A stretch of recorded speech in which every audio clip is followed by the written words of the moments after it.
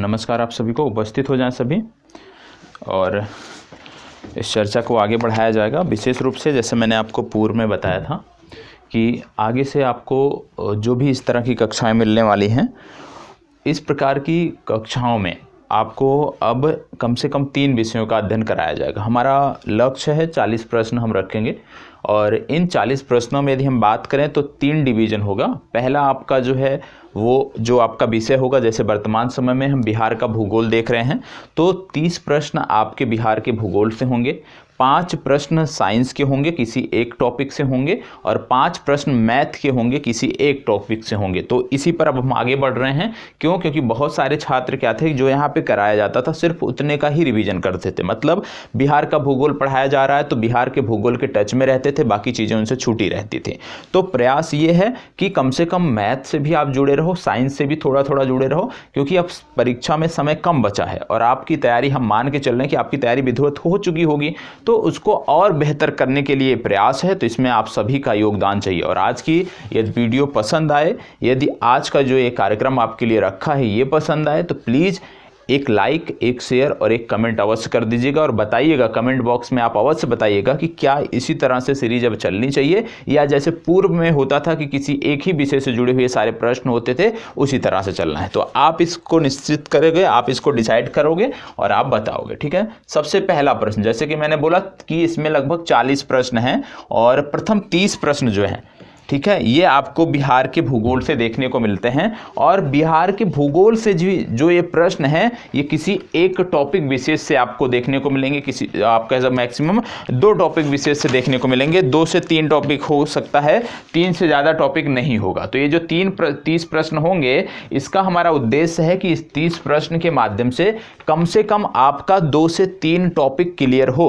और आपकी जिम्मेदारी बनती है कि ये जो प्रश्न आज के हैं, मैं बता दूं, सबसे पहले आप कह सकते हो बिहार की जो भौगोलिक संरचना है वहां से प्रश्न है, बिहार में जो अपवाह तंत्र है, अपवाह प्रणाली है, वहां से प्रश्न है, बिहार में जो खनिज संसाधन है वहां से संदर्भित प्रश्न है। और आज जब ये वीडियो हम समाप्त करेंगे तो हम ये मान के चलेंगे कि आपका 3 टॉपिक अच्छे से क्लियर हुआ है। बिहार की भौगोलिक स्थिति, उच्चावच की यदि हम बात कर लें, साथ ही साथ खनिज और अपवाह प्रणाली जो है वो आपका समग्रता से समाप्त हुआ है, ये मानकर हम चलेंगे। तो आपको भी इसी अनुरूप कार्य करना है, इसी दिशा में आगे बढ़ना है। जो भी टॉपिक यहाँ पे कराया जाता है, जैसे 3 टॉपिक मैंने आपको बताया, तो आपकी जिम्मेदारी बनती है कि इन 3 टॉपिक का ये प्रश्न देखिए, और साथ ही साथ जो भी आपके नोट्स हैं, जो भी आपकी पाठ्य पुस्तकें हैं, वहां से इन तीनों टॉपिक का रिवीजन अवश्य करें। यदि रिवीजन आप कर लेते हैं, तब समझिए कि आपकी ये जो 1 घंटे 1.5 घंटे की कक्षा है, इसका कुछ आउटपुट निकलेगा। यदि रिवीजन नहीं करोगे तो आउटपुट नहीं निकलना है। तो अब नए दिशा में हम आगे बढ़ रहे हैं और आप सबका सहयोग चाहिए। सहयोग दोगे तो चीजें और बेहतर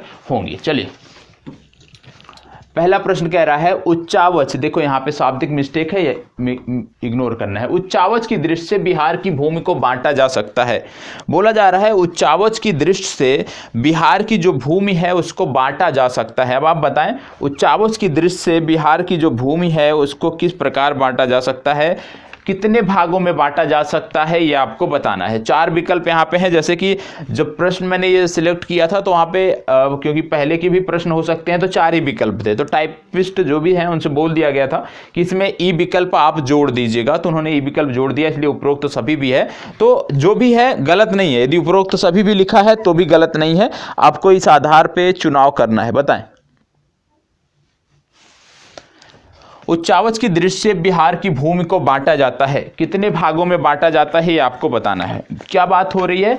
उच्चावच की दृष्टि से बात हो रही है। तो आपको बता दें, उच्चावच की दृष्टि से जब हम बिहार की भूमि की बात करते हैं, तो उच्चावच की दृष्टि से बिहार की भूमि को कुल 3 भागों में बांटा जाता है। कौन कौन सा? हिमालय का पर्वत पादीय प्रदेश, और बिहार का विशाल मैदान, तीसरा है दक्षिण का सीमांत पठारी क्षेत्र।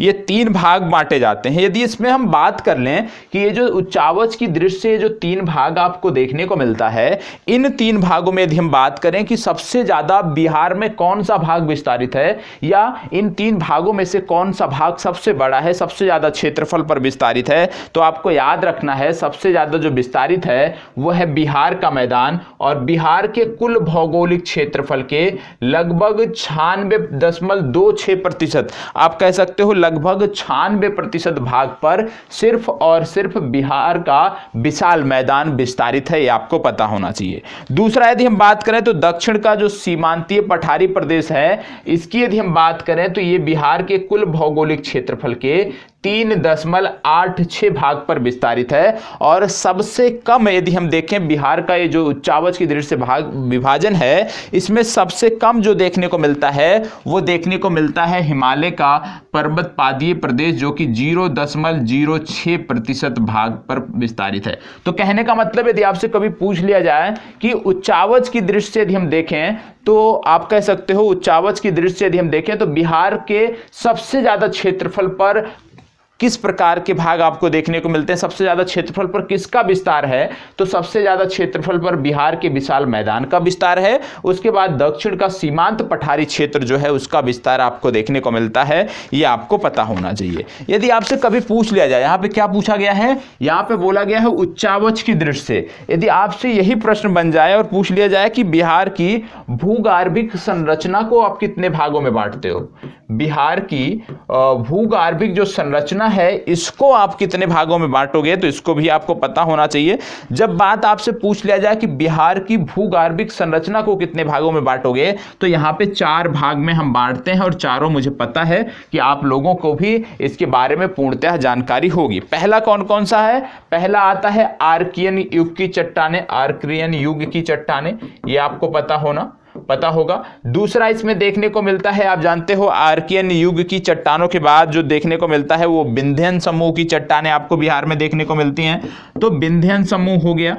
विंध्यन समूह के बाद आपने देखा था टर्सरी क्रम की चट्टानें भी देखने को मिलती हैं, और टर्सरी क्रम के बाद यदि आपने देखा तो क्वार्टनरी क्रम भी यहां पे आपको देखने को मिलता है, क्वार्टनरी क्रम भी आपको देखने को मिलता है। तो कहने का मतलब है बिहार को भूगार्भिक दृष्टि से जब हम बात करें तो आर्कियन क्रम में, विंध्यन क्रम में, टर्सरी और क्वार्टनरी, ये 4 क्रम में बांटा जाता है, ये भी आपको पता होना चाहिए। ठीक है, तो भूगार्भिक संरचना जो है बिहार की वो इन चारों के अंदर विस्तारित है। अब इसमें भी आपने बहुत सारे लोग धारवाड़ पढ़े होंगे, अब वो सोच रहे होंगे कि पहले तो धारवाड़ बताया गया था, धारवाड़ कहाँ चला गया। तो आपको बता दें ये जो आर्कियन क्रम की चट्टानें हैं ये 2 प्रकार की होती हैं। ठीक है, 2 भागों में इनको बांटा जाता है। आर्कियन क्रम की जो चट्टानें होती हैं इनको 2 भागों में बांटा जाता है।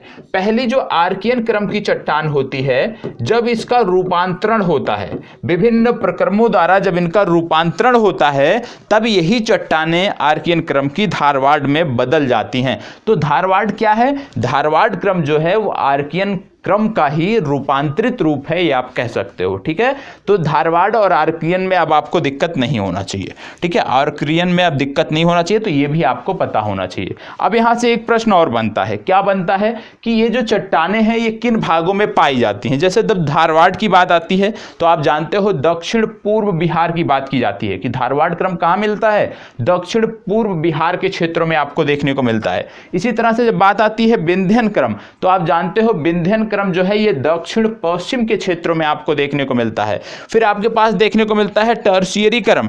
टर्शियरी क्रम कहां पे आपको देखने को मिलता है, बिहार के तराई क्षेत्रों में आपको देखने को मिलता है। फिर इसके बाद बात आता है क्वार्टनरी क्रम। क्वार्टनरी क्रम की जब आप बात करते हो तो यहां पे आपको समझना है कि ये हिमालय के तराई के क्षेत्रों में देखने को मिलता है। ठीक है, कहने का मतलब टर्शियरी क्रम बिहार के जो हिमालयी क्षेत्र है उसके आप कह सकते हो तराई क्षेत्रों में, और जब बात करते हो आप क्वार्टनरी क्रम, तो क्वार्टनरी क्रम जो है वो हिमालय के हिमालयी तराई क्षेत्रों में आपको देखने को मिलता है, ये भी आपको पता होना चाहिए। ठीक है, तो इतना प्रश्न आप कह सकते हो, एक प्रश्न से आपने इतनी चीजों को समग्रता से समझा है। यदि आपने पूर्व में कभी पढ़ा होगा तो निश्चित रूप से आपका बेहतर रिवीजन भी यहां से हो रहा होगा।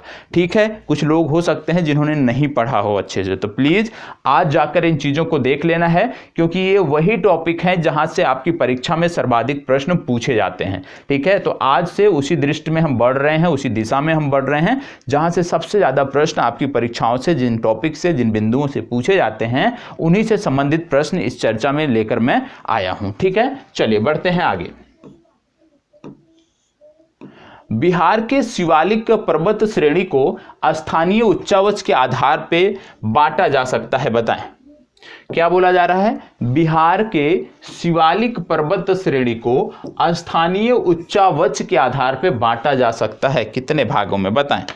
या अब अभी तक आपने क्या देखा था? बात हो रही थी कि बिहार को उच्चावच की दृष्टि से, फिर आपने देखा बिहार को भूगर्भिक संरचना की दृष्टि से, अब यहाँ पे बात हो रही है शिवालिक पर्वत श्रेणी को स्थानीय उच्चावच के आधार पे किन में बांटा जा सकता है?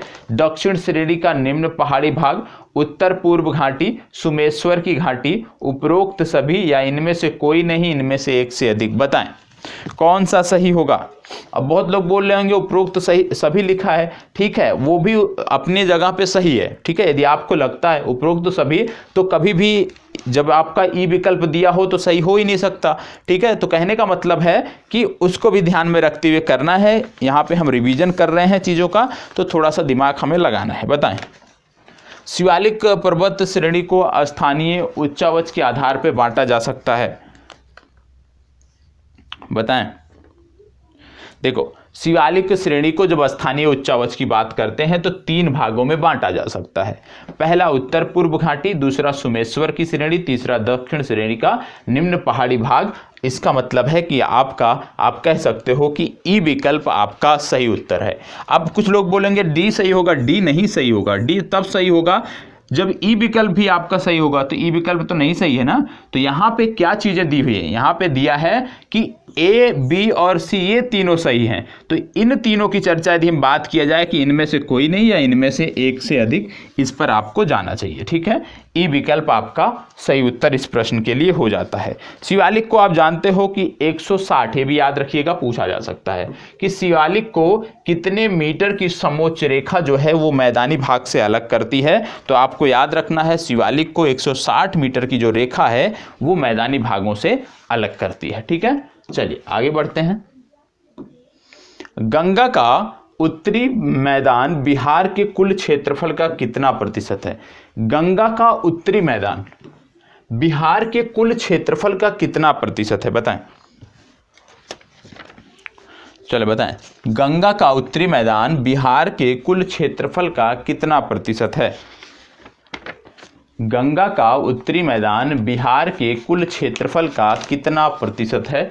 आपको बताना है। 62.83%, 64.84%, 62.85, या जो भी अन्य दिया हुआ है उसके आधार पे आपको बताना है।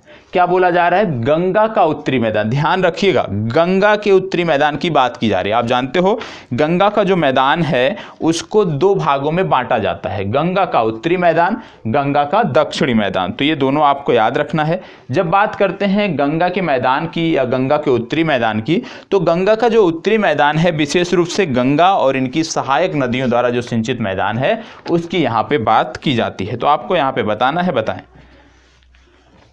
चलिए बताइएगा, कुल कितने भागों पर विस्तारित है? देखो, जब हम बात करते हैं बिहार के कुल मैदानी भाग की, तो बिहार का जो कुल मैदानी भाग है उसका यदि हम क्षेत्रफल की बात करें तो 90,650 वर्ग किलोमीटर स्क्वायर किलोमीटर का ये क्षेत्रफल आता है, ठीक है। ये बिहार के कुल मैदान का क्षेत्रफल है, ठीक है। अब इसमें यदि हम देखें तो 96.27%, 96.27%, ये आपको याद रखना है। 96.27% इसका कुल आप कह सकते हो क्षेत्रफल होता है। मतलब बिहार का जो कुल क्षेत्रफल है उसके इतने क्षेत्रफल पर बिहार का मैदान विस्तारित है। लेकिन यहाँ पे बिहार के मैदान की बात नहीं हो रही, यहाँ पे गंगा के मैदान की बात हो रही है। तो आपको बता दें कि गंगा का जो उत्तरी मैदान है उसकी जब हम बात करते हैं तो इसका जो एरिया है वो 56,980 वर्ग किलोमीटर का एरिया है। कितने किलोमीटर का एरिया है? 56,980 वर्ग किलोमीटर, 56,980 वर्ग किलोमीटर का एरिया है, ये आपको पता होना चाहिए। और ये जो एरिया है ये बिहार के कुल क्षेत्रफल का यदि हम बात करें तो 62.86% आता है। इसका मतलब है कि डी विकल्प आपका सही उत्तर है, ठीक है। इसके साथ साथ यदि आपसे पूछ लिया जाए ढाल कि जो गंगा का मैदान है उसका ढाल क्या है, तो आपको याद रखना है गंगा के मैदान का जो ढाल है वो सर्वत्र एक समान है और 6 सेंटीमीटर प्रति किलोमीटर आपको ये ढाल देखने को मिलता है। 6 सेंटीमीटर प्रति किलोमीटर ये आपको ढाल देखने को मिलता है। मतलब प्रत्येक किलोमीटर की जब आप यात्रा करोगे 1 किलोमीटर तो ये ढाल 6 सेंटीमीटर देखने को मिलता है। तो ये भी आपको पता होना चाहिए। बढ़ते हैं आगे और देखते हैं अगला प्रश्न। उत्तरी बिहार के मैदान की नदियों से यहाँ निर्माण हुआ है किसका?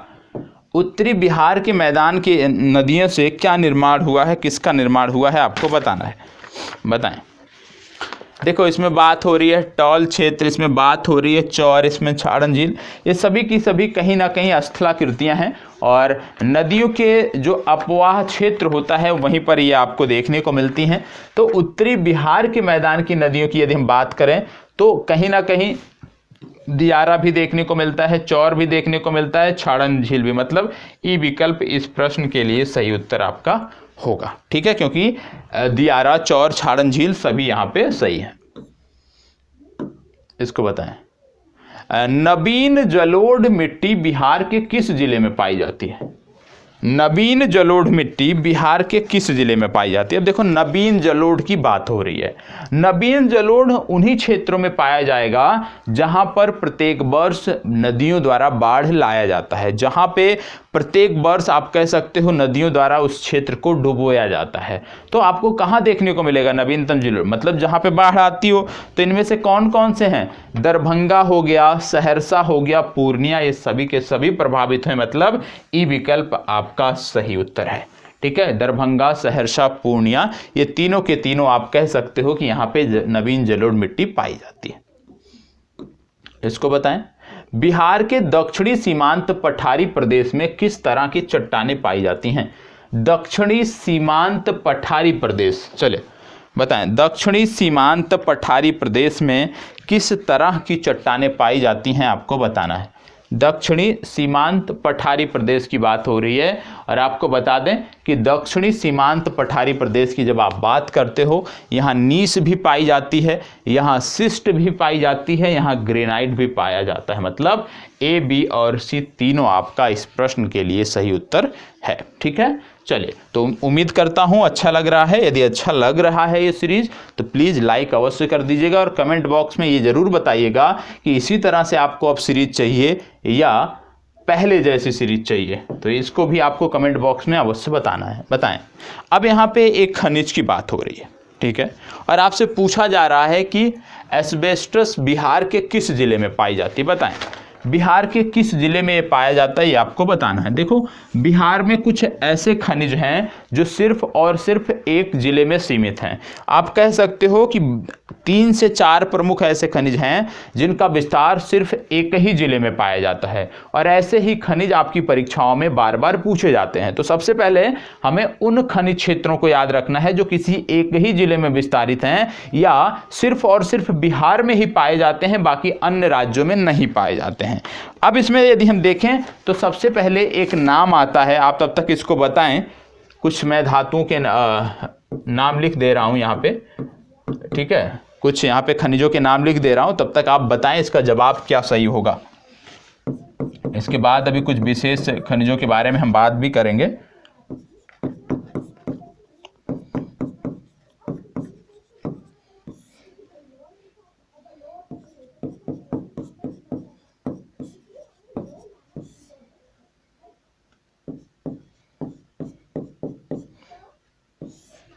चले, देखो उम्मीद करता हूं आपको इसका जवाब मिल गया होगा। देखो इसका सही उत्तर है मुंगेर। मुंगेर में एस्बेस्टस भी पाया जाता है। मुंगेर में यदि हम बात करें तो आपको सोना भी देखने को मिलता है। मुंगेर में आपको स्लेट और सिलिका भी देखने को मिलता है। तो एस्बेस्टस, स्लेट और सिलिका, ठीक है, यह भी आपको मुंगेर में देखने को मिलता है। सोना भी आपको मुंगेर में देखने को मिलता है। तो इतना तो आपको रट जाना है, ठीक है। फिर इसके बाद मैंने यहाँ पे कुछ और लिखा हुआ है खनिजों के बारे में, जैसे यूरेनियम लिखा हुआ है। यूरेनियम बिहार में कहाँ पाया जाता है? तो 2 जिले आपको याद रखने हैं, गया याद रखना है, नवादा याद रखना है और इसको आज ही याद करके जाना है, ठीक है, कल के लिए नहीं छोड़ना। गया और नवादा हो गया, यहाँ पे आपको यूरेनियम देखने को मिलता है। फिर आपको देखने को मिलता है डोलोमाइट। डोलोमाइट लिखा हुआ है। डोलोमाइट कहाँ पे आपको देखने को मिलता है? तो डोलोमाइट आपको देखने को मिलता है रोहतास में, ठीक है, रोहतास में आपको डोलोमाइट देखने को मिलता है। फिर इसके बाद बात हो रही है ग्रेफाइट की। ग्रेफाइट भी सिर्फ और सिर्फ बिहार के एक जिले में पाया जाता है, वो जिला आपका है जमुई, ये आपको याद रखना है, जमुई। फिर बात हो रही है टिन की। टिन के बारे में यदि हम बात करें तो ये आपको देखने को मिलता है गया में, ठीक है। तो कहने का मतलब है कि ये जो सिंगल आप कह सकते हो डिस्ट्रिक्ट में फैली हुई आपके खनिज हैं, इनके बारे में आपको पता होना चाहिए, चाहे वो धात्विक हो चाहे वो अधात्विक हो। यूरेनियम हो गया गया नवादा, याद रख लेना है। डोलोमाइट रोहतास में, ग्रेफाइट जमुई में, टिन जो है गया में। ये सिंगल है, इसके अलावा ये नहीं पाए जाते हैं बिहार में, तो ये आपको अवश्य रटे होने चाहिए, ठीक है। रही बात मुंगेर की, तो मुंगेर के संदर्भ में आपने सिलेट देख लिया, आपने सिल्का देख लिया, आपने सोना देख लिया, ये भी आपको पता होगा। चलिए आगे बढ़ते हैं। बिहार के किस जिले में कोयला के भंडार है? कोयला का जो भंडार है बिहार में सीमित है, ठीक है। इसके बारे में मैंने आपको बताया भी था कि अभी एक नए क्षेत्र में भी कोयला खोजा गया है, उसके बारे में मैंने बताया था आपको करंट अफेयर्स के सेशन में, तो उम्मीद करता हूं वो आपको याद होगा। तो आप बताना है आपको कि बिहार में करंट अफेयर्स सेशन के दौरान मैंने कुछ विशेष धातुओं के बारे में बताया था जिनके भंडार अभी नए खोजे गए हैं, जिनके भंडार कुछ में खनन की अनुमति भी केंद्र सरकार से मिल गई है। तो ऐसे कुछ खनिजों के बारे में मैंने आपको बताया था, संबंधित जिला के बारे में बताया था। तो आज आपकी जिम्मेदारी बनती है कि कमेंट बॉक्स में उन जिलों के बारे में, उन खनिजों के बारे में आप अवश्य बताएं, ठीक है। अब इसमें यदि हम बात करें कि बिहार के किस जिले में कोयला के भंडार देखने को मिलते हैं, तो क्योंकि बात हो रही है कोयला की, कोयला जो है बिहार में, इस प्रश्न के आधार पर यदि हम देखें, नई खोज जो हुई है उसको यदि हम छोड़ दें तो आपको देखने को मिलता है कोयला जो है वो बिहार के औरंगाबाद में देखने को मिलता है। तो डी विकल्प इस प्रश्न के लिए सही उत्तर होगा, औरंगाबाद इसके लिए सही उत्तर होगा, ये आपको पता होना चाहिए। इसके साथ साथ आप जानते हो क्योंकि फायर क्ले भी पाया जाता है, फायर क्ले भी पाया जाता है बिहार में, ठीक है। और फायर क्ले के अतिरिक्त यदि हम बात करें तो आपको वेरिलियम अवश्य याद रखना है, वेरिलियम भी पाया जाता है बिहार में। वेरिलियम के अतिरिक्त एक और याद रख लीजिएगा, सीसा, सीसा भी बिहार में पाया जाता है, हालांकि मात्रा सीमित है। सीसा आपको देखने को मिलता है भागलपुर में, बहुत ही सीमित मात्रा है। बेरिलियम यहाँ पे आपको देखने को मिल रहा है, बेरिलियम की यदि हम बात करें तो गया और नवादा में देखने को मिलता है, गया और नवादा में देखने को मिलता है। और फायर किले की जब हम बात करते हैं तो फायर किले आपको मुंगेर भागलपुर में देखने को मिलता है, मुंगेर भागलपुर, अभी मैंने बताया भी था पिछले प्रश्नों में, तो ये भी आपको याद रखना है। कहने का मतलब कि आज इस कक्षा के बाद, इस सेशन के बाद खनिजों से संबंधित आपकी कोई भी जानकारी गलत नहीं होनी चाहिए। खनिज संसाधन हो गया, अपवाह प्रणाली हो गया, अपवाह प्रणाली के साथ साथ बिहार की भौगोलिक संरचना वाला जो प्रारंभिक चैप्टर है, 3 आपके अच्छे से आज क्लियर होने चाहिए, ठीक है। ये आपकी जिम्मेदारी बनती है, यहाँ प्रश्न हल करो, जाके इसके बाद आप अपना टॉपिक देखो, इसको बताएं। फायर किले पाई जाती है, कहां पर पाई जाती है? और आपको बता दें करंट अफेयर्स के सेशन का जो लोग आज वेट कर रहे हैं, आज शनिवार है तो करंट अफेयर्स आज आपको नहीं मिलेगा। करंट अफेयर्स का सेशन आपका सोमवार से फिर से प्रारंभ होगा। चलें इसको बताएं। और फायर किले पाई जाती है कहां पर? अभी हमने आपको बताया फायर किले के बारे में कि मुंगेर और भागलपुर में फायर किले पाई जाती है, तो कहने का मतलब है ए और बी आपका सही उत्तर है, ठीक है। चलिए आगे बढ़ते हैं। डोलोमाइट कहां पाया जाता है? चले बताएं, डोलोमाइट कहां पाया जाता है? डोलोमाइट कहां पाया जाता है बताएं। डोलोमाइट कहां पाया जाता है? चले अब यहाँ पे डोलोमाइट की बात हो रही है, डोलोमाइट कहाँ पाया जाता है आपको बताना है, बताएं। डोलोमाइट कहाँ पाया जाता है? चले उम्मीद करता हूँ आपने अपना जवाब दे दिया होगा। यहाँ बात हो रही है डोलोमाइट की। डोलोमाइट की यदि हम बात करें तो डोलोमाइट विशेष रूप से आपको देखने को मिलता है रोहतास में। कहाँ देखने को मिलता है? रोहतास में देखने को मिलता है, एकमात्र जिला है जहाँ पे डोलोमाइट पाया जाता है, ये आपको पता होना चाहिए। इसके साथ साथ आपको बता दें कि बिहार में एक ऐसा खनिज है, इसका नाम आप याद रख लीजिएगा, पायराइट्स, नोट कर लीजिएगा, पायराइट्स,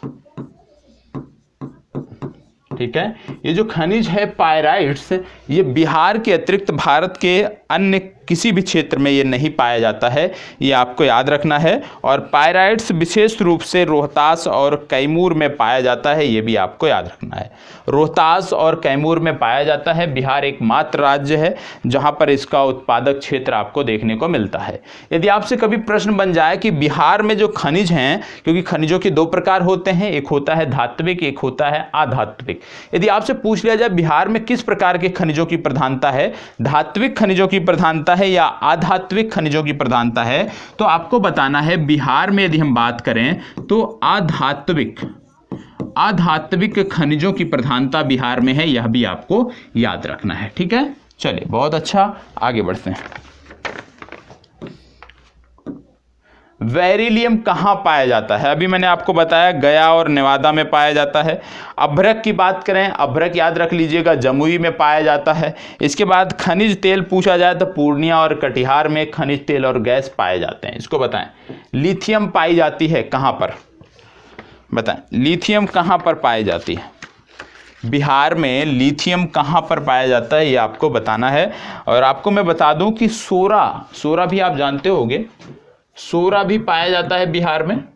और सोरा की यदि हम बात करें तो इसके संदर्भ में आपको 4 जिले याद रखने हैं: बेगूसराय, समस्तीपुर, सारण और मुजफ्फरपुर। बेगूसराय, समस्तीपुर, सारण और मुजफ्फरपुर में आपको सोरा भी देखने को मिलता है, ये भी आपको पता होना चाहिए। ठीक है, चलें आगे बताएं। ये कहाँ पे पाया जाता है लिथियम? तो लिथियम आपको याद रखना है गया में पाया जाता है। ठीक है, चलिए इसको बताएं। सीसा पाई जाती है कहाँ पे? सीसा के बारे में मैंने अभी आपको बताया था कि सीसा जो है वो भागलपुर में पाया जाता है, लेकिन सीमित मात्रा है। इसको बताएं। चले, यहाँ पे थोड़ा सा कंफ्यूजिंग वाला टर्म है, तो इसको आपको ध्यान से समझना है।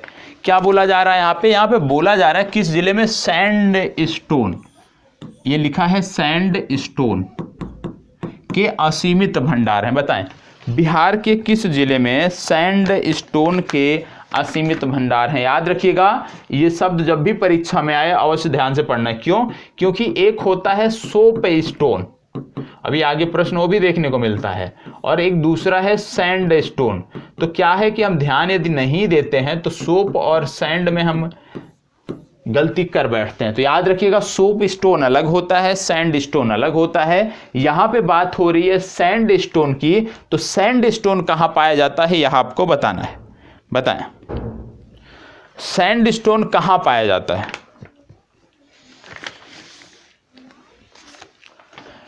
उच्च सिलिका वाले, आप कह सकते हो, जो सैंड स्टोन है, उच्च सिलिका प्रतिशत वाले जो सैंड स्टोन आपको देखने को मिलते हैं, ये कैमूर की पहाड़ियों पर देखने को मिलते हैं और ये रोहतास में आपको देखने को मिलता है। तो याद रखिएगा सैंड स्टोन और रोहतास में।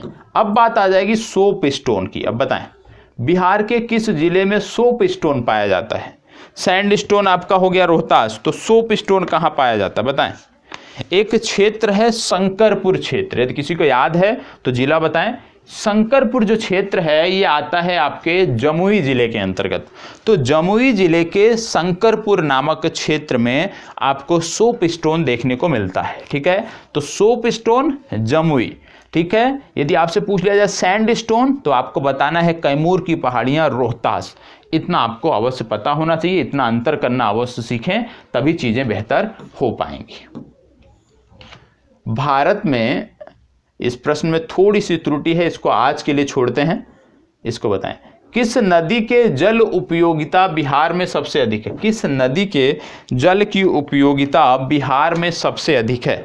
बताएं, किस नदी की जल उपयोगिता बिहार में सबसे अधिक है?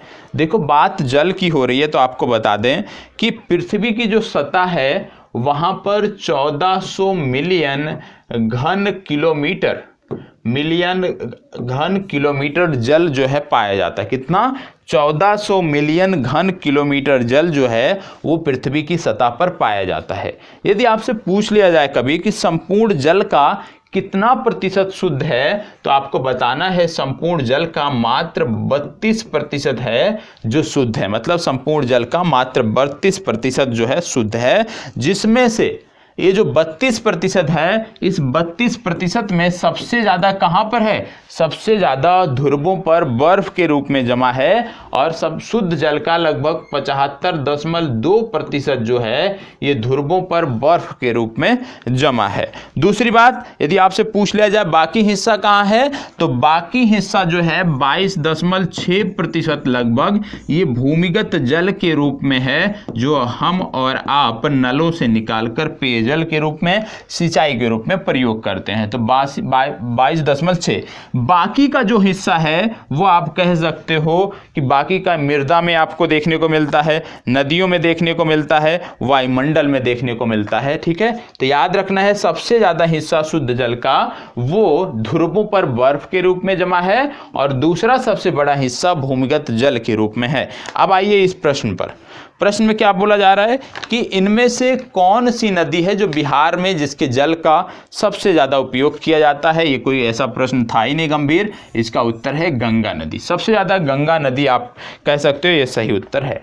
गंगा की यदि हम बात करें तो आप जानते हो इसका उद्गम गंगोत्री से होता है और एक स्थान पड़ता है उत्तराखंड में देवप्रयाग, और देवप्रयाग नामक स्थान पर अलकनंदा और भागीरथी ये दो शाखाएं आकर मिलती हैं और उसी के बाद से ये जो नदी है संयुक्त शाखा जो इसकी है वो गंगा के नाम से जानी जाती है। यह भी आपको पता होना चाहिए। बिहार में यदि पूछ लिया जाए गंगा की लंबाई कितनी है, तो 445 किलोमीटर लंबाई आपको गंगा की बिहार में देखने को मिलती है। यह भी आपको पता होना चाहिए। ठीक है, इसके अतिरिक्त यदि बात किया जाए गंगा कहां से प्रवेश करती है बिहार में, तो दो जिले आपको याद रखना है। पहला आपको याद रखना है भोजपुर, दूसरा आपको याद रखना है सारण। ये जो दो जिले आपको देखने को मिलते हैं भोजपुर और सारण, इन दो जिलों की सीमा बनाते हुए गंगा नदी जो है वो बिहार में प्रवेश करती है। यदि आपसे पूछ लिया जाए कि कहां पर प्रवेश करती है, तो आपको याद रखना है रोहतास जिला, चौसा नामक जो स्थान है ये रोहतास में पड़ता है। यहां पर गंगा नदी प्रवेश करती है, ये आपको पता होना चाहिए। इसके साथ साथ आप जानते हो कई बार पूछा जाता है कि गंगा नदी के किनारे कौन से प्रमुख शहर बिहार के हैं। तो बिहार के जो प्रमुख शहरों की बात करते हैं तो आपको याद रखना है बक्सर हो गया, पहलेजा हो गया, पटना हो गया, सोनपुर हो गया, मोकामा हो गया, मुंगेर हो गया, बेगूसराय हो गया। ये कुछ प्रमुख शहर हैं जो गंगा नदी के किनारे अवस्थित हैं। बिहार में जल संसाधन के स्रोत क्या हैं, बताएं। बिहार में जल संसाधन के स्रोत क्या हैं?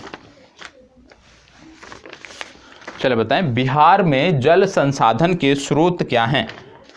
देखो यहां पे बोला जा रहा है जल संसाधन के स्रोत, तो आप जान रहे हो नदियां भी स्रोत हैं जल संसाधन की, प्रवाह तंत्र भी हैं, कुआं भी हैं। तो कहीं ना कहीं ये तीनों हैं, मतलब ई विकल्प आपका सही उत्तर हो जाएगा। ठीक है, इसके साथ साथ यदि सिंचाई से संदर्भित कोई प्रश्न आ जाए बिहार में, तो आपका जवाब क्या होगा? जैसे पूछ लिया जाए कुल जल क्षेत्र कितना है बिहार में, तो याद रखना है 3.52 लाख हेक्टेयर।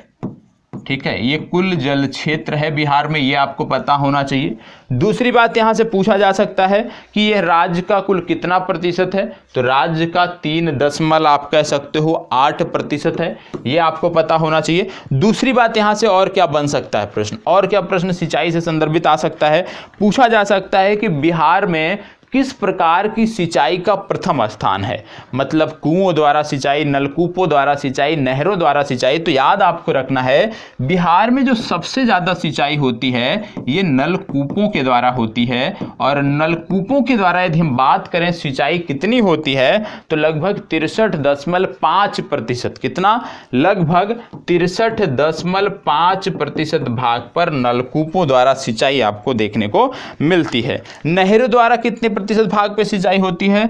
लगभग 30.2% भाग पर नहर द्वारा सिंचाई होती है। तो आप कह सकते हो लगभग 93% भागों पर जो सिंचाई की सुविधा बिहार में है वो नलकूप और नहरों का योगदान है, ये आपको पता होना चाहिए। आपसे ये भी पूछा जा सकता है कि बिहार में सबसे ज्यादा सिंचित क्षेत्र कौन सा है, तो आपको बताना है बिहार में सबसे ज्यादा जो सिंचित क्षेत्र है वो है रोहतास। ठीक है, बिहार में सबसे ज्यादा जो सिंचित क्षेत्र है वो है रोहतास, और रोहतास में यदि हम बात करें तो 3.4 3.4 लाख हेक्टेयर भूमि पर सिंचाई सुविधा उपलब्ध है। रोहतास के बाद यदि आपसे पूछ लिया जाए सबसे कम सिंचाई की सुविधा वाला क्षेत्र, तो आपको याद रखना है शिवहर, जहां पे सिंचाई की जो सुविधा है 0.26 आप कह सकते हो लाख हेक्टेयर पर उपलब्ध है। तो सबसे अधिक सकल सिंचाई क्षेत्र रोहतास, सबसे कम सकल सिंचाई क्षेत्र शिवहर, इसको भी आपको याद रखना है। ठीक है, चलो इसको बताइएगा। बिहार में प्रवाह प्रणाली को कितने भागों में विभक्त किया जाता है? बिहार में प्रवाह प्रणाली को कितने भागों में विभक्त किया जाता है? बिहार में प्रवाह प्रणाली को कितने भागों में विभक्त किया जाता है? देखो, बात हो रही है बिहार में प्रवाह प्रणाली की। बिहार में जब प्रवाह प्रणाली की बात करते हो तो बिहार में आपको देखने को मिलता है 2 तरीके की नदियां आपको देखने को मिलती हैं। पहला तरीका है जो हिमालय से निकलने वाली नदियां हैं, दूसरा आपको देखने को मिलता है पठारों से निकलने वाली नदियां। तो जब बिहार में आपसे बात किया जाए प्रवाह प्रणाली का, तो 2 प्रकार की प्रवाह प्रणाली देखने को मिलती है। एक है जो पर्वतीय प्रवाह प्रणाली जो हिमालय से निकलने वाली नदियां हैं, और एक है पठारों से निकलने वाली नदियां। तो आपको याद रखना है ए विकल्प आपका सही उत्तर है। इनमें से कौन सी नदी हिमालय से नहीं निकलती है? देखो यहाँ पे नदी होना चाहिए। इनमें से कौन सी नदी हिमालय से नहीं निकलती, मतलब इनमें से कौन सी नदी है जो पठारी भाग से निकलती है? देखो, हिमालय से निकलने वाले जब नदियों के नाम हम देखते हैं, गंगा हो गया, घाघरा हो गया, गंडक हो गया, बूढ़ी गंडक हो गया, कमला बलान हो गया, बागमती हो गया, कोसी हो गया, महानंदा हो गया, ये कुछ नदियां हैं जो हिमालय से निकलती हैं। अब क्या बोला जा रहा है, इनमें कौन सी नदी हिमालय से नहीं निकलती है? तो इसमें आपको बता दें कि इनमें जो सोन नदी आपको दिया हुआ है, सोन नदी, क्योंकि सोन नदी जो है ये पठारी भाग से निकलती है, हिमालय से नहीं निकलती है, इसलिए ये आपका सही उत्तर होगा। कहने का मतलब अब यहाँ पे क्या है कि बिहार की नदियों के बारे में हमें पता होना चाहिए कि नदियों का उद्गम कहाँ पे है।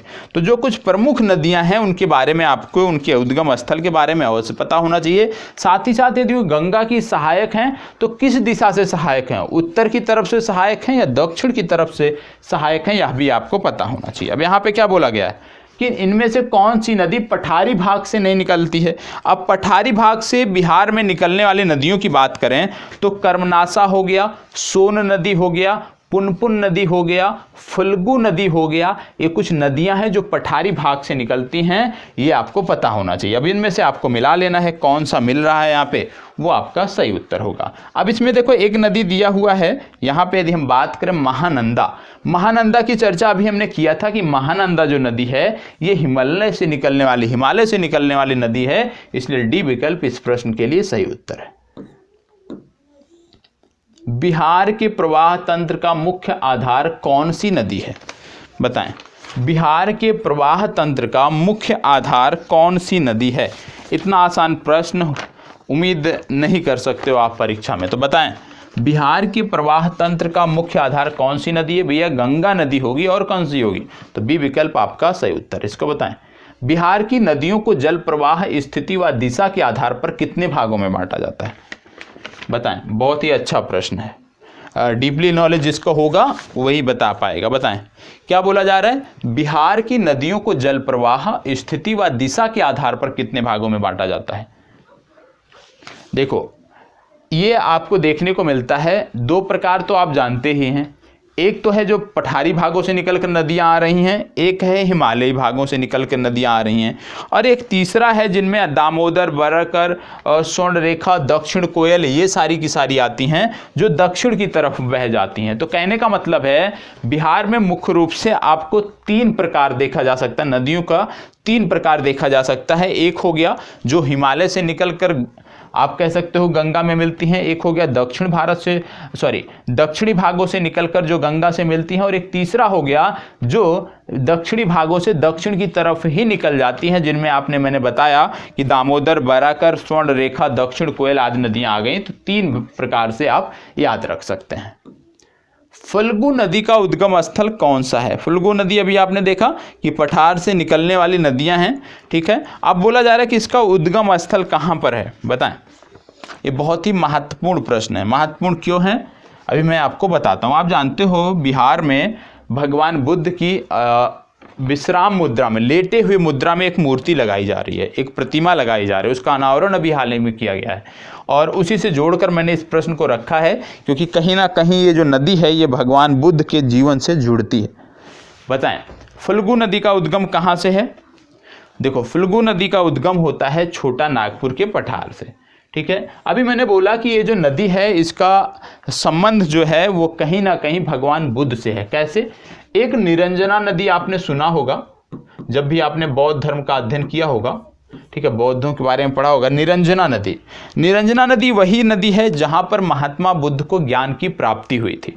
तो महात्मा बुद्ध को जो ज्ञान की प्राप्ति हुई थी निरंजना नदी के किनारे, निरंजना नदी फल्गु नदी की आप कह सकते हो प्रमुख नदी है, मुख्य धारा है, ये आपको पता होना चाहिए। तो याद रखना है, निरंजना नदी जो है ये फल्गु नदी की मुख्य धारा है, इसको भी आपको याद रखना है। ठीक है, यदि पूछ लिया जाए कहाँ पे मिलती है तो मोकामा टाल में ये गंगा से जाकर मिल जाती है, यह भी आपको पता होना चाहिए। छोटा नागपुर से निकलती है और पितृपक्ष में पितृदान के लिए जो है, ये पिंडदान के लिए ये जो नदी है ये प्रमुख रूप से जानी जाती है। चलिए, अब बात आ गई है जलप्रपात की। क्या बोला जा रहा है? ककोलत जलप्रपात बिहार के किस जिले में है? ककोलत जलप्रपात बिहार के किस जिले में है आपको बताना है। चलें बताएं, ककोलत जलप्रपात बिहार के किस जिले में है? गया, नवादा, रोहतास, कैमूर। 4 से 5 प्रमुख जलप्रपात हैं आपके यहाँ, वो सारे के सारे आपको पता होना चाहिए। चलें, जवाब दीजिएगा, किस जिले में है?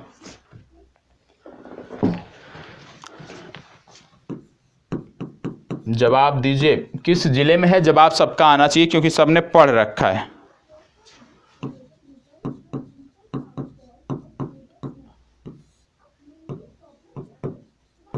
चलें बताएं।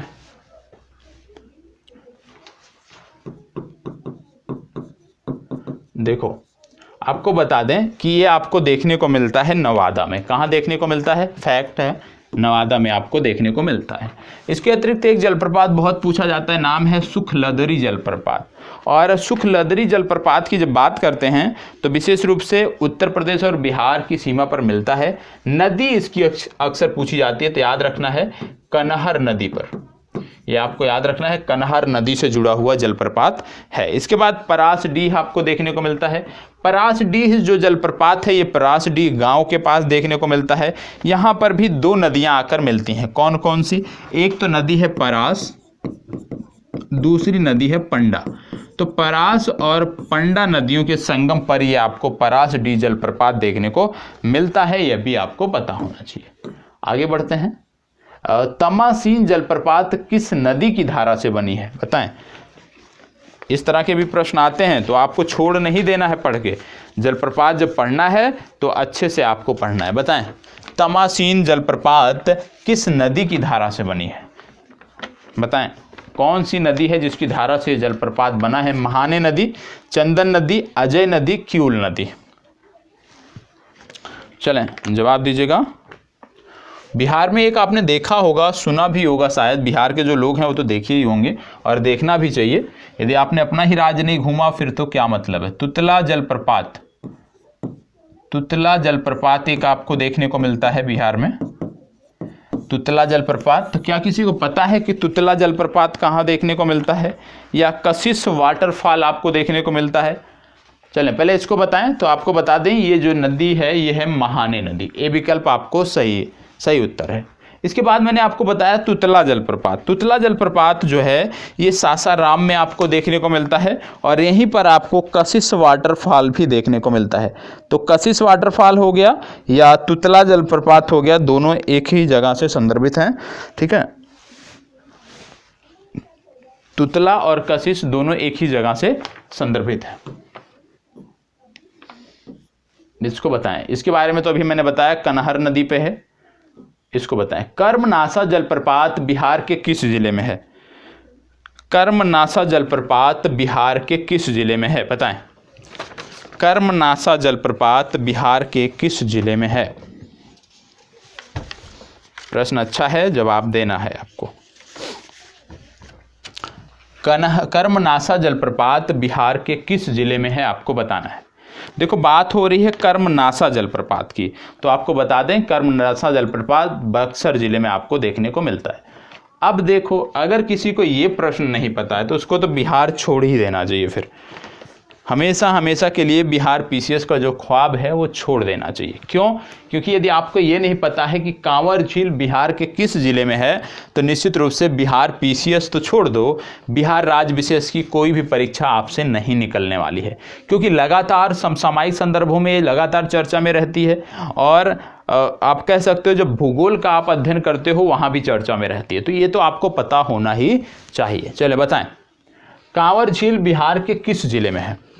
बिहार के किस जिले में आपको ये देखने को मिलती है, ये आपको बताना है।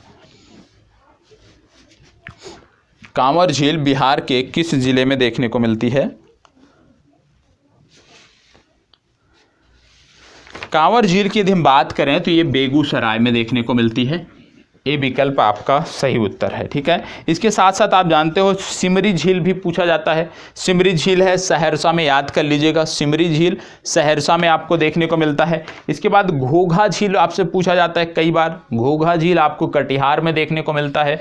और एक तीसरा आपको याद रखना है कुशेश्वर स्थान झील, और कुशेश्वर स्थान जो झील है ये आपको दरभंगा में देखने को मिलती है। तो सिमरी झील सहरसा, घोघा झील कटिहार और कुशेश्वर स्थान झील दरभंगा, ये भी आपको पता होना चाहिए। ठीक है, चलिए 2 प्रश्न यहाँ पे और बचे हैं, इसके बाद दूसरा सेक्शन आपका शुरू होगा।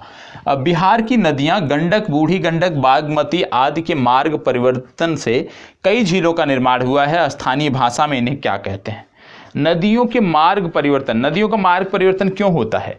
नदियों के मार्ग परिवर्तन की यदि हम बात करें तो आप जानते हो कि बिहार में जो नदियां बहती हैं, ज़्यादा तो नदियां जो है वो हिमालयी क्षेत्र से आने वाली होती हैं। और हिमालयी क्षेत्र से जब नदियां आती हैं, क्योंकि ढाल से नीचे उतरती हैं, बेग उनका तीव्र होता है और अपने साथ वो कह सकते हो अपने प्रवाह के साथ वो गाद की एक भारी मात्रा लेकर आती हैं, और जहाँ पे धीरे धीरे ढाल कम होता जाता है उन क्षेत्रों में उनका निक्षेपण करती चली जाती हैं। और बिहार में बाढ़ का एक प्रमुख कारण यह भी है नदियों का मार्ग बदलना। नदियों का मार्ग इसलिए बदलते हैं क्योंकि कहीं ना कहीं जब नदियों के मार्ग में अवरोध होता है तभी नदियाँ मार्ग बदलती हैं। तो अपने साथ वो जो भारी मात्रा में अवशेष लेकर आती हैं, वो जब मैदानी क्षेत्रों में जहाँ पे ढाल समाप्त हो जाता है, आप कह सकते हो बिहार में और पश्चिम बंगाल पहुंचते पहुंचते तो गंगा नदी का जो ढाल है, जो मैंने आपको बताया प्रति किलोमीटर 6 सेंटीमीटर का ढाल देखने को मिलता है, वो धीरे धीरे कम होता जाता है, जिसके चलते नदियों का जो प्रवाह है वो प्रभावित होता है और अपने मार्ग में ही वो निक्षेपित करती चली जाती हैं, जिसके चलते आप कह सकते हो बाद में मार्ग अवरुद्ध होता है और फिर उन्हें अपना मार्ग बदलना पड़ता है। ठीक है, चले इसको बताएं। तो इसको आपको बता दें कि इसको बोलते हैं मन। ठीक है, क्या बोलते हैं? मन इसको बोलते हैं, ये भी आपको याद रखना। राजगीर के ब्रह्म कुंड का औसत तापमान कितना रहता है, बताएं। राजगीर के ब्रह्म कुंड का औसत तापमान कितना रहता है? चलिए जवाब दीजिएगा। राजगीर के ब्रह्म कुंड का औसत तापमान कितना रहता है? तो आपको बता दें 87 सेंटीग्रेड। ठीक है, चलिए अब यहाँ से क्या हो गया, आपके यहाँ से अब आपके मैथ के प्रश्न शुरू हो गए, क्योंकि आप ये वीडियो देख रहे हो रिकॉर्डेड फॉर्म में देख रहे हो। ठीक है, आपका लाइव या प्रीमियर नहीं है। तो जब अब आपको मैथ के प्रश्न यहाँ पे मैं बता रहा हूँ, क्योंकि मैं सॉल्व भी करूँगा, तो आपकी जिम्मेदारी बनती है कि आपको जब ये मैथ के प्रश्न स्क्रीन पे दिखते हैं तो आप वीडियो को पॉज करोगे, पहले इस प्रश्न को हल करोगे, हल करने के बाद आंसर टिक करोगे, और उसके बाद यदि आपको समझ में नहीं आता है, ठीक है, गलत होता है या समझ में नहीं आता है, तो बाद में आप इसका हल देखोगे। ठीक है, पहले यहीं पर वीडियो रोक के इसको अपने मन से हल करना है। कुछ बेसिक चीज़ें मैं आपको बता दे रहा हूं, जैसे लाभ और हानि की बात यहाँ पे हो रही है। कुछ बेसिक चीज़ें हैं जो मैं आपको यहाँ पे बता दे रहा हूं। जैसे सबसे पहली बात, लाभ और हानि, लाभ एवं हानि।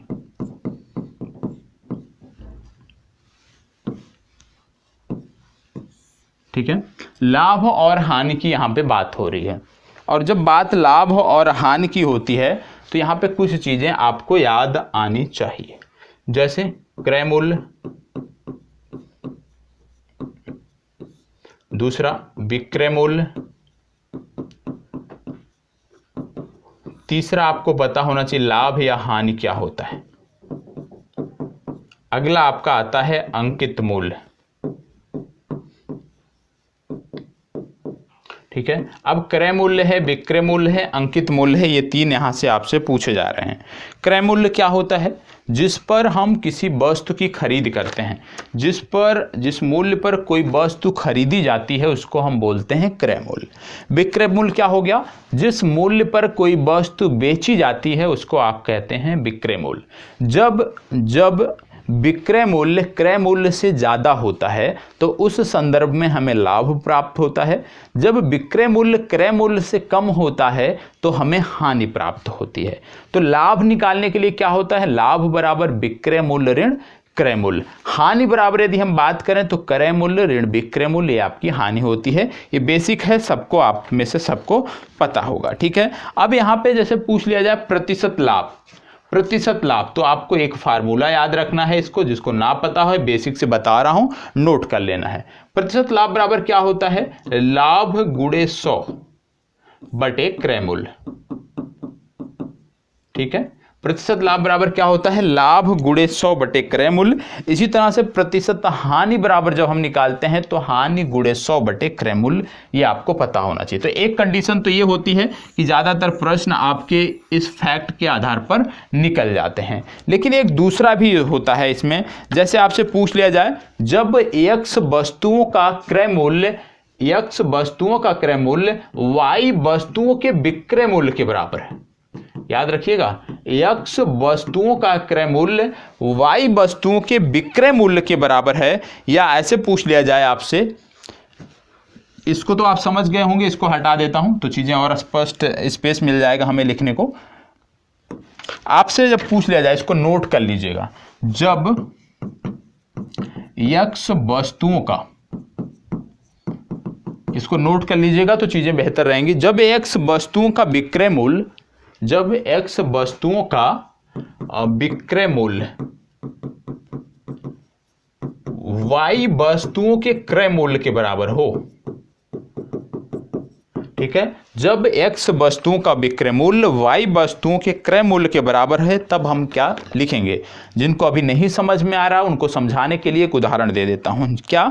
जैसे आपसे कह दिया जाए कि 20 वस्तुओं का विक्रय मूल्य, 20 वस्तुओं का विक्रय मूल्य बराबर है किसके? 25 वस्तुओं के क्रय मूल्य के, 25 वस्तुओं के क्रय मूल्य के। अब यहां पे लाभ या हानि आपसे पूछा जा रहा है, बताइए इस संदर्भ में लाभ कितना हुआ? लाभ प्रतिशत पूछ लिया जाए या हानि प्रतिशत पूछ लिया जाए? तो जब ये बोला जाए कि 20 वस्तुओं का विक्रय मूल्य 25 वस्तुओं के क्रय मूल्य के बराबर है, तो सबसे पहले यहां समझने की जरूरत यह है कि यहां पे लाभ हो रहा है या हानि हो रहा है। आप समझकर बताएं, वीडियो कहीं पे रोक के सभी को कमेंट बॉक्स में जवाब देना है।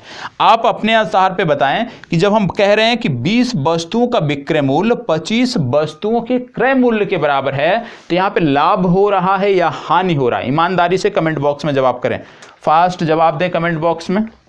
चलें, वीडियो को रोक के पहले कमेंट बॉक्स में अपना मैसेज टाइप करें, जवाब दीजिए, उसके बाद इसको आगे हम बढ़ाते हैं। चलें, फास्ट करिएगा। देखो, अब यहां पे मैं बता दे रहा हूं क्या बोला जा रहा है कि 20 वस्तुओं का विक्रय मूल्य 25 वस्तुओं के क्रय मूल्य के बराबर है। कहा जा रहा है कि जितने में आपने 25 वस्तुएं खरीदी थी उतने में आपने 20 वस्तुओं को बेच दिया है। इस संदर्भ में क्या हो रहा है? लाभ सीधा सीधा 5 वस्तुओं का हमें प्राप्त हो रहा है। ठीक है, अब यदि आपसे पूछ लिया जाए इस संदर्भ में लाभ प्रतिशत क्या होगा, तो यहां पे जब हम बात करते हैं लाभ प्रतिशत की, तो यहां पे लाभ कितना हुआ है? 5 वस्तुओं का लाभ हुआ है, तो प्रतिशत लाभ बराबर क्या होता है? लाभ गुणे 100 बटे क्रय मूल्य। ठीक है, लाभ कितना हुआ? 5 का हुआ, गुणे 100। क्रय मूल्य कितना है? 25 वस्तुओं के क्रय मूल्य के बराबर यहाँ पे बात हो रही है। लेकिन यहाँ पे इस संदर्भ में जब हम देखते हैं तो ये वाला जो फार्मूला हमारा था, प्रतिशत लाभ बराबर लाभ गुणे 100 बटे क्रय मूल्य, वो यहाँ पे नहीं लगता है। ठीक है, यहाँ पे हमें थोड़ा सा समझने की जरूरत है। यहाँ पे बोला जा रहा है कितना लाभ हुआ, तो लाभ यहाँ पे स्पष्ट दिख रहा है 5 वस्तुओं का लाभ हुआ है, ठीक है। लेकिन यदि आपसे प्रतिशत लाभ पूछ लिया जाए तो 5 वस्तुओं का लाभ गुणे 100 बटे यहाँ पे आप 20 रखोगे जितने में आपने वस्तुओं को बेचा है। यहां से जो फैक्ट निकल कर आता है वो आपका प्रतिशत लाभ इस संदर्भ में होगा, ठीक है। अब एक दूसरा आता है, एक दूसरी कंडीशन और भी होती है, तीसरी, दो तो आपने समझ लिया।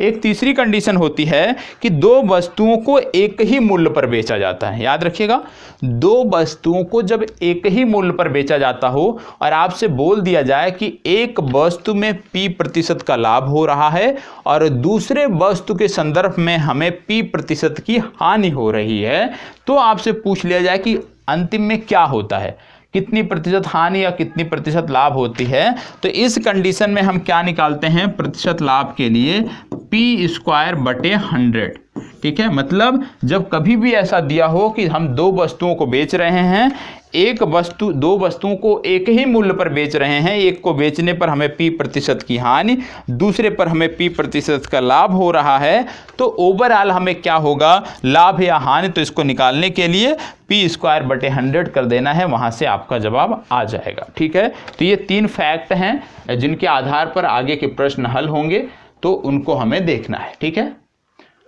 अब इसमें जो सबसे पहला तरीका था, सबसे बेसिक, ज्यादातर प्रश्न वहीं से आपकी परीक्षा में देखने को मिलते हैं। चले,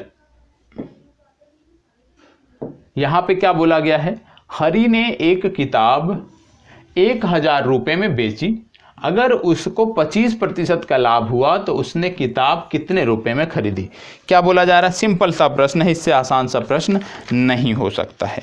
क्या बोला जा रहा है, यहां पे बोला जा रहा है हरि ने एक किताब को 1000 में बेच दिया, मतलब विक्रय मूल्य क्या दे दिया यहाँ पे, विक्रय मूल्य यहाँ पे आप देखेंगे तो 1000 रुपये हो गया, ठीक है। अगर उसको 25% का लाभ हुआ, मतलब लाभ प्रतिशत भी दिया है, कितना दिया है, 25% दिया है, तो उसने किताब कितने में खरीदी थी, मतलब क्रय मूल्य आपसे पूछा जा रहा है सामान्यतः, ठीक है। अब इसमें आप देखोगे तो क्रय मूल्य पूछा जा रहा है, हम तुरंत मान लेते हैं कि माना वस्तु का जो क्रय मूल्य था X रुपया था, हमने माना वस्तु का क्रय मूल्य था X रुपया। जैसे ही माना हमने X रुपया, फिर इसी प्रश्न के आधार पे हम आगे बढ़ते हैं। तो बोला जा रहा है कि उसने 1000 रुपये में बेची, अगर उसको 25% का लाभ हुआ, तो 25% का लाभ हुआ मतलब क्रय मूल्य धन क्रय मूल्य का 25% बटे 100 बराबर कितना है, विक्रय मूल्य 1000 रुपया। अब यहाँ पे आप देखोगे तो हो गया 125 x बटा 100 बराबर 1000। इसको यदि काटोगे 25 से तो 25 चौके 100, 25 पंचे 125, यहाँ पे आ गया 200 और 200 गुणे 4x बराबर आपका आ गया 800 रुपये, मतलब क्रय मूल्य इसका हो गया 800 रुपये, ठीक है। तो जैसे जैसे प्रश्न बोला जाए उसी आधार पे हमें आगे बढ़ना है। सबसे पहले प्रश्न में क्या चीजें दी हुई हैं उन फैक्ट को हमें नोट करना है, नोट करने के बाद फिर से प्रश्न पढ़ना है, हो सकता है कुछ छूट रहा हो, दोबारा एक बार फिर से पढ़ना है और प्रश्न के आधार पे हमें आगे बढ़ जाना है, ठीक है। चलें अगला प्रश्न। अब आगे से आपके प्रत्येक सेशन में 5 प्रश्न मैथ के देखने को मिलेंगे और ये जो 5 प्रश्न होंगे वो सिर्फ और सिर्फ एक ही टॉपिक से जुड़े हुए होंगे, ठीक है। अब यहाँ पे यदि हम देखें तो क्या बोला जा रहा है कि सुजाता ने 1000 रुपये की घड़ी और 1000 रुपये की किताब बेची, मतलब 2 वस्तुओं को इस लड़की ने बेचा। यदि घड़ी पर उसे 20% की हानि तथा किताब पर उसे 25% का लाभ हो तो बताएं घड़ी और किताब के क्रय मूल्य में कितना अंतर है। जैसे अभी आपने पहला प्रश्न लगाया था उसमें कोई एक ही वस्तु बेची गई थी, ठीक है, एक ही वस्तु बेची गई थी। यहाँ पे क्या है, 2 वस्तु बेची जा रही है और सबसे पहले हमें क्या निकालना है, दोनों का क्रय मूल्य निकालना है। तो जैसे पिछले प्रश्न में हमने निकाला था कि पहले पकड़ लेते हैं, जैसे घड़ी को यदि हम पकड़ लें यहाँ से कि सुजाता ने 1000 की घड़ी बेची, ठीक है, और घड़ी पर उसे 20% की हानि हुई है। पहले हम घड़ी को पकड़ रहे हैं, मतलब घड़ी जो बेची गई वो कितने में बेची गई, 1000 विक्रय मूल्य हुआ, मान लिया हमने घड़ी का क्रय मूल्य था x रुपये, जैसे पहले हमने माना था, तो यहाँ पे हानि हुई है तो माइनस कर देंगे। कितनी हानि हुई है? 20% की, तो क्रय मूल्य का 20% बटे 100। तो यहाँ से जो निकल के आ जाएगा x का वैल्यू वो आपको नोट कर लेना है। इसी तरह हमने मान लिया कि किताब का जो क्रय मूल्य था वो था y रुपया। किताब का क्रय मूल्य हो गया y रुपया। अब किताब को कितने में बेचा है? उसको भी 1000 में बेचा है, ठीक है, 1000 में हमने बेच दिया। अब यहाँ पे क्या बोला जा रहा है कि 1000 में हमने बेच दिया, विक्रय मूल्य 1000 है, क्रय मूल्य यहाँ पे y मान लिया, तो y प्लस, क्योंकि यहाँ पे लाभ हो रहा है इसलिए प्लस रखेंगे। कितना लाभ हो रहा है? 25%, तो क्रय मूल्य का 25%। अब यहाँ से y की वैल्यू आप निकाल लोगे, तो x की वैल्यू जो आपने निकाला, y की वैल्यू जो आपने निकाला, जो ज़्यादा होगा उसी में से घटा देना है, क्योंकि अंतर पूछा जा रहा है और आपका जवाब आपको मिल जाएगा। सभी को हल करके इसको कमेंट बॉक्स में इसका उत्तर कितना होगा ये आप अवश्य बताएंगे, ठीक है। कमेंट बॉक्स में इसका उत्तर कितना होगा ये आपको अवश्य बताना है, और आपको बता दें 450 इसका उत्तर आना चाहिए, ठीक है। ए विकल्प इसका सही उत्तर है, लेकिन आप इसको हल करके अवश्य कमेंट बॉक्स में बताओगे। चलो इसको बताओ। एक व्यक्ति ने 2 घड़ियां, और यहां पे थोड़ा सा मिस्टेक है, 2 घड़ियां ए और बी 650 रुपए की कुल कीमत पे खरीदी। मतलब किसी व्यक्ति ने 2 घड़ियां 650 रुपए की कीमत पर खरीदी। यहाँ पे करेक्ट कर लीजिएगा, ए को 20% लाभ पर और बी को 25% हानि पर बेचकर दोनों घड़ियों का एक ही विक्रय मूल्य से प्राप्त करना है। तो घड़ी ए और बी के क्रय मूल्य क्या होंगे? तो ए और बी का क्रय मूल्य यहाँ पे पूछा जा रहा है, ठीक है। तो यहाँ पे सबसे पहले मैं आपको बता दूं क्या बोला जा रहा है कि एक व्यक्ति ने 2 घड़ियां ए और बी कुल 650 रुपए में खरीदी। दोनों को 650 में खरीदा है। ए को 20% लाभ पर और बी को 25% हानि पर बेचकर दोनों घड़ियों का एक ही विक्रय मूल्य प्राप्त करता है। मतलब दोनों का जो विक्रय मूल्य है, एक को लाभ पर बेच रहा है, एक को हानि पर, लेकिन विक्रय मूल्य समान हो रहा है। बस इसी शर्त को हम पकड़ लेते हैं। हमने मान लिया, माना ए का क्रय मूल्य, ए घड़ी का क्रय मूल्य जो है वो है x रुपये। अब ए का जब x रुपया हो गया तो बी का कितना हो जाएगा? क्योंकि दोनों को खरीदा है 650 में, एक को खरीदा है x में, तो बी का कितना हो गया? 650 माइनस x, ये आपको पता होना चाहिए, ठीक है। ये तो हो गया आपका b का। अब आपको बता दें आगे यहाँ पे जो आप बढ़ते हो तो a और b की बात हो रही है, तो आपको बता दें कि इस प्रश्न में बोला गया है कि दोनों का विक्रय मूल्य समान है, एक को लाभ पर एक को हानि पर बेचने के बाद भी। तो a को कैसे बेच रहा है?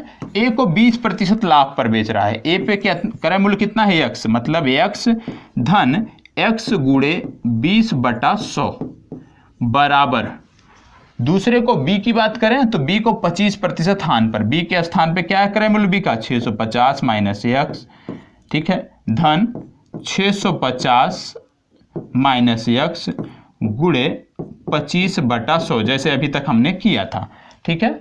अब यहाँ पे 25% हानि पर यहाँ पे माइनस होगा, ठीक है। अब इसको आप हल कर लीजिएगा, x की वैल्यू निकाल लीजिएगा, जो भी आएगा उस आधार पे आप आंसर को टिक कर सकते हो, ठीक है। चले, कर सकते हैं या नहीं कर सकते हैं? यदि ना कर पाए तो यहाँ पे थोड़ा सा और सॉल्व कर देता हूं मैं।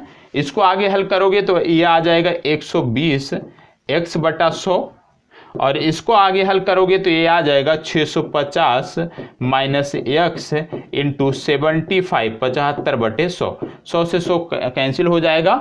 अब यहाँ पे आ गया 120x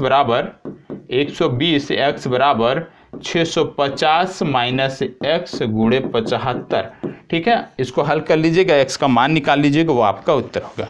यदि किसी को समझ में नहीं आता है कमेंट बॉक्स में आप अवश्य लिखिएगा, नहीं समझ में आया है कल फिर से एक बार इसके बारे में आपसे बात कर लिया जाएगा। चलें, अब देखें, इस तरह के भी प्रश्न पूछे जाते हैं। और कॉमन से प्रश्न हैं ये, इनके बारे में हमें ध्यान से देखना है, ठीक है। जैसे अभी तक हमने लगाया उस आधार पे हम इसको नहीं कर सकते, तो थोड़ा सा इस पे ध्यान दीजिएगा, अच्छे से इसको समझने का प्रयास करिएगा। यहाँ पे क्या बोला जा रहा है, सेब 50 रुपये में 50 की दर से खरीदे गए तथा उतने ही सेब 50 रुपये में 10 की दर से खरीदे गए, उन्हें मिलाकर 50 की दर से 50 में 6 की दर से बेचे गए। मतलब यहाँ पे बोला जा रहा है कि दो क्वालिटी के सेब खरीदे गए, ठीक है। दो क्वालिटी के सेब खरीदे गए, उनको मिक्स कर दिया गया और फिर जब उनको बेचा गया उनका रेट एक अलग रेट पे बेचा गया। तो ये यहाँ पे बोला जा रहा है, और बोला जा रहा है कि इसमें प्रतिशत लाभ कितना है। तो जैसे इसमें बोला गया है, पहले प्रकार को यदि हम देखें तो पहले प्रकार में यदि हम देखें तो सेब का क्रय मूल्य कितना हो गया, 50 रुपये में 5, तो एक कितना मिला है। यदि हम पहले प्रकार में देखें तो पहले प्रकार में एक सेब का यदि मूल्य हम देखें तो आपको देखने को मिलता है कि 10 रुपया, ठीक है, 10 रुपया, क्योंकि 50/5 करोगे 10 रुपये प्रति सेब की दर से ये खरीदा गया। यदि हम दूसरे कंडीशन में बात करें तो दूसरे में एक सेब का जो दाम है वो आप देखोगे तो यहाँ पे क्या है, 50 में 10 खरीदा गया। मतलब यहाँ पे आपको देखने को मिलता है कि 5 रुपये प्रति सेब की दर से खरीदा गया, ठीक है। 5 रुपये प्रति सेब की दर से एक रेट था, एक रेट निकल गया 10 रुपया प्रति सेब की दर से। अब सेब का जो विक्रय मूल्य है, मान लिया हमने कितना ही खरीदा था, एक इसका खरीदा था, एक इसका खरीदा था, ठीक है। अब हमारे पास कुल कितने सेब हैं, कुल हैं सेब 2 सेब हैं, ठीक है। और 2 सेब का क्रय मूल्य कितना है, 15 रुपया है। 2 सेब का क्रय मूल्य 15 रुपया हो गया। अब हम जब बेच रहे हैं तो हम बेच रहे हैं किस रेट पे, 50 रुपये में 6 बेच रहे हैं। मतलब विक्रय मूल्य यदि हम देखें, एक सेब का जो विक्रय मूल्य है वो 50/6 है, मतलब 25/3 रुपया एक सेब का विक्रय मूल्य है, ठीक है। तो 2 सेब का विक्रय मूल्य कितना हो जाएगा, 2 सेब का जब विक्रय मूल्य की हम बात करेंगे तो 2 गुणे कितना था, 25/3, तो 25/3 मतलब 50/3 जो है रुपया, ये 2 सेब का विक्रय मूल्य है। और 2 सेब का क्रय मूल्य कितना है, 15 रुपया। अब यदि आपसे पूछ लिया जाए प्रतिशत लाभ है तो आप निकाल सकते हो, कैसे, प्रतिशत लाभ बराबर लाभ गुणे 100 क्रय मूल्य। यहाँ से लाभ पहले निकाल लीजिएगा, क्रय मूल्य है 15 रुपये और विक्रय मूल्य है 50/3 रुपये, यहाँ से लाभ निकाल लीजिएगा, ठीक है। लाभ निकालने के बाद उसी सूत्र में, उसी फार्मूले में रख दीजिएगा, आपका आंसर आ जाएगा, ठीक है। इसको आपको करके बताना है, सबको बताना है। यदि कोई भी प्रश्न ऐसा है जो ना समझ में आया हो तो कल अवश्य पूछ लीजिएगा, ठीक है, आपकी जिम्मेदारी बनती है। एक 144 बाइसिकल बेचने पर जॉन को 6 बाइसिकल के विक्रय मूल्य की हानि हुई है, उसकी प्रतिशत हानि कितनी है। देखो क्या बोला जा रहा है, प्रतिशत हानि पूछा जा रहा है।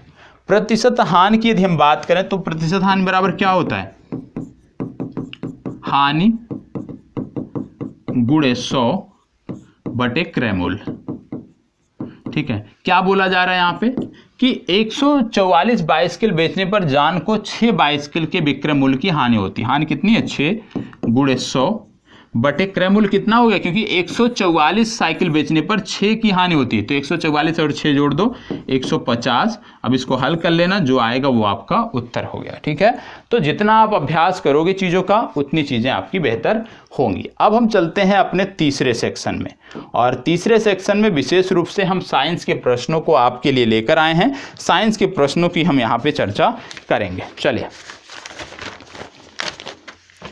प्रश्न क्या बोला जा रहा है यहाँ पे, प्रश्न बोला जा रहा है, एक वयस्क मानव शरीर में जल प्रतिशत होता है कितना। एक वयस्क मानव शरीर में जल प्रतिशत कितना होता है आपको बताना है। 10%, 30%, 65% या 75%, बताएं। मानव शरीर में जल की जो मात्रा होती है वो कितनी होती है। चलें, आप फास्ट जवाब दीजिएगा, आप जवाब दीजिए इसका, कितनी होती है आपको बताना है, तो बताएं, फास्ट बताएं। सबको जवाब देना है, बहुत ही आसान से बेसिक से प्रश्न है, गलत नहीं होना चाहिए।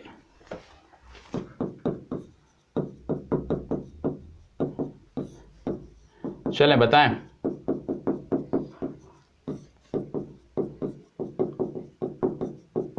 चलो, यहां पे बोला गया है एक वयस्क मानव में जल की मात्रा कितनी होती है शरीर में। देखो वयस्क मानव में यदि हम बात करें तो 60 से 70% भाग जो है वो जल होता है। अब 60 से 70% होता है तो 10 हो नहीं सकता, 30 हो नहीं सकता, 65 हो सकता है, जी हो सकता है। तो इसका सही उत्तर कितना हो जाएगा, सी विकल्प आपका सही उत्तर हो जाएगा इस प्रश्न के अनुसार।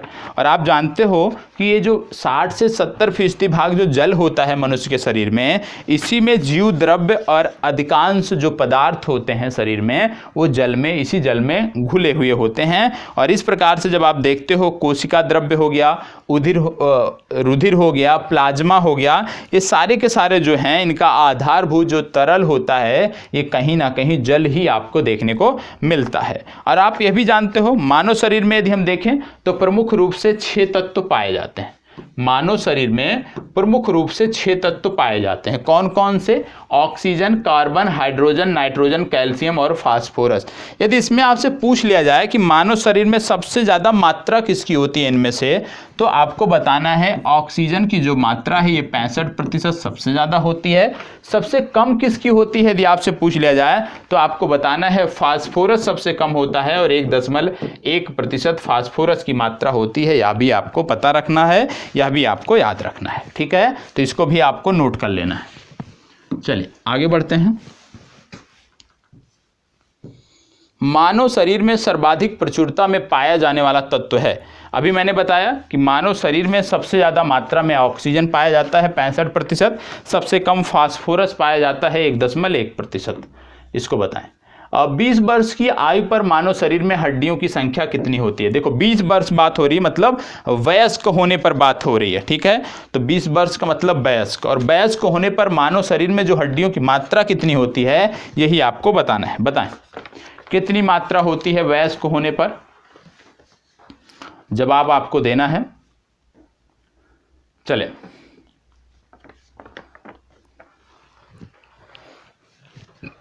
जवाब दीजिएगा। देखो मानव कंकाल तंत्र 2 भागों में बटा होता है। सबसे पहले यह समझने की जरूरत है, मानव का जो कंकाल तंत्र है ये 2 भागों में बटा होता है। पहला होता है बाह्य कंकाल, जिसमें रोम हो गया, हमारे बाल हो गए, हमारे नाखून हो गए, ये आते हैं। इसके बाद आपको दूसरा भाग होता है अंतः कंकाल।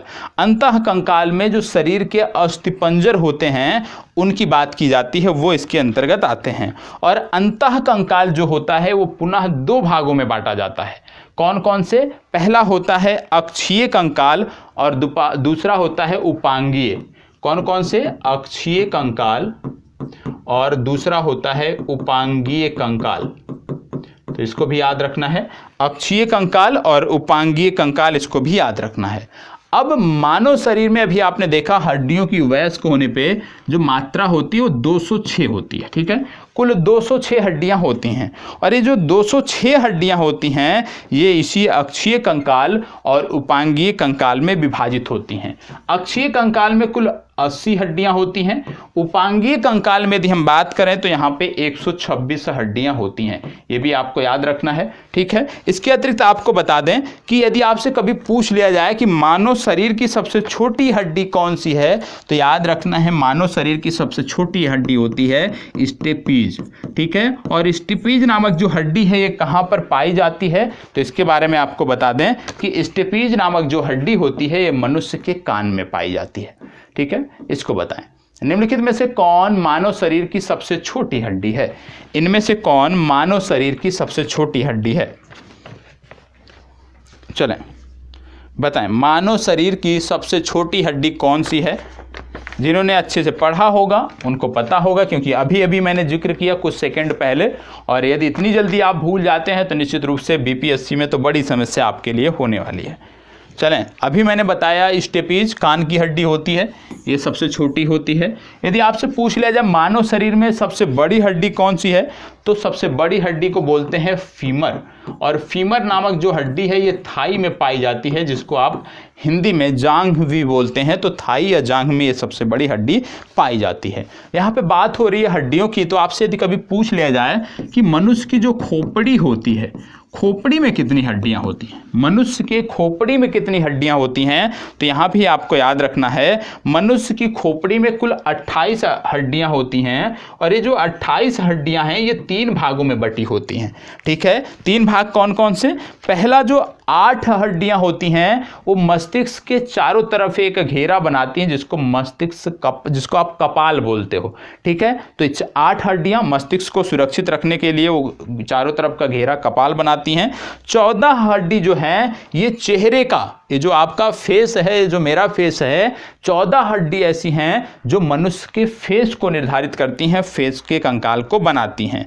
और 6 जो हैं ये मध्य कर्णों में कर्ण अस्थियां होती हैं, ये भी आपको पता होना चाहिए। तो इतना याद रखना है, मनुष्य के खोपड़ी में कुल 28 हड्डियां होती हैं। इन 28 हड्डियों में से 8 हड्डियां होती हैं जो मनुष्य के चारों तरफ, जो हमारा ये अस्थिपंजर है सर का, जो जिसको आप कपाल बोलते हो, इसका निर्माण करती हैं। बाकी की जो 14 हड्डियां हैं ये हमारे चेहरे का निर्माण करती हैं। और इसके बाद जो हड्डियां बची हुई हैं, कितनी?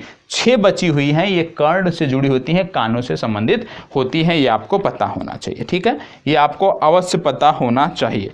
यदि आपसे पूछ लिया जाए कि मनुष्य का जो कशेरुक दंड या रीढ़ की हड्डी है, ये आप कह सकते हो कि कितनी हड्डियां इसमें होती हैं। जो रीढ़ की हड्डी होती है इन सब में कितनी हड्डियां होती हैं, तो आपको बता दें 26 याद रखना है। रीढ़ की जो हड्डी है हमारी 26 हड्डियों से बनी होती है, लेकिन जब शिशुओं की बात करते हैं तो उनमें 33 हड्डियों से बनी होती है। तो शिशुओं में रीढ़ की हड्डियों की जो संख्या है, जिन छोटी छोटी हड्डियों से मिलकर, अस्थियों से मिलकर रीढ़ की अस्थि या हड्डी बनती है, वो होती है 26, लेकिन शिशु में इसकी संख्या 33 होती है। इसको भी आपको याद रखना है। आपको पता होगा ये हमारा गर्दन है। ठीक है, गर्दन को सीधा रखने में भी एक हड्डी मदद करती है।